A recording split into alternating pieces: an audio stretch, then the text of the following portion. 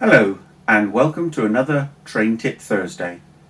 In this video I'm going to clear up the mysteries of Electrofrog points and share with you details of how to wire them up, so stick around.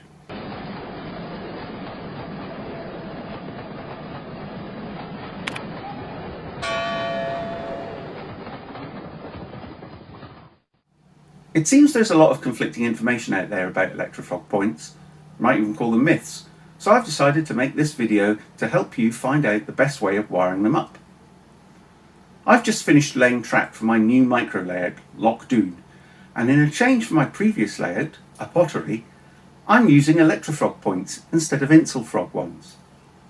If you want to see the latest progress on Lockdown, check out the link at the top right. The reason for this is that I wanted improved slow speed operation, especially for locos with less wheels. I'm also thinking of upgrading to DCC sound, and avoiding dead spots prevents the sound from being interrupted. As a result, I've had to do some research on how best to wire them up, so I thought I would share this with you. First of all, what are the differences and what are the advantages? Well, Insulfrog points are the type of points you get from Hornby and are in the Pico set track range, as well as being an option in the Pico Streamline range. The frog, or crossing, is that area where the rails cross over and diverge. In an Insulfrog point, this area is made of plastic and is electrically dead. It simplifies the wiring. As long as you have a feed at the toe of the point, the end of the switch, then you can't go wrong. With an Electrofrog or live frog, that area is electrically live and the polarity needs to change when the point changes direction.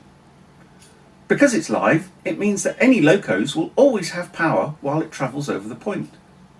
And that's especially important for slow running, or for locos with a short wheelbase, for example 040s. First myth is that you need to modify them for DCC control, or have complicated switches before they work. Pico Electrofrog points, however, are ready to use straight from the packet.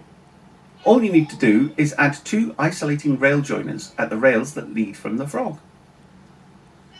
That stops you from getting a short when you change the point, but does require you to have electrical feeds past the point. But this is probably best practice anyway, even on analog DC. If it leads to a dead-end siding, and you're not intending to have locos stationed in there, then you can do away with the insulating rail joiner on that line. If you're DCC and want to have sound or lighting on a loco that's stationed in that siding, then you will need to add a feed and an insulated joiner. If you turn over your point, you'll see two wires linking the section of moving rail, called the switch rails, with the frog.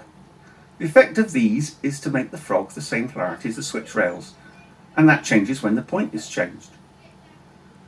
If, however, you don't want to rely on the switch blades making a good contact with the stock rails to energise the frog, for instance, a bit of grit or something getting in between the switch rails and the stock rails, then you can have the option of changing the frog polarity with the switch. This is normally connected to the point motor you use for changing the point. You will also need to cut the links between the switch rail and the frog, and then add a link between the stock rail and the switch rail on each side, often done by creating a dropper connected to both rails. Now the frog is switched by the switch, so we're not relying on the contact of the point blades. If you have a SEEP PM1 or PM4 motor, the switch is integrated with the point. The wire from the frog should be connected to terminal F, with D&E connected to the positive and negative feeds.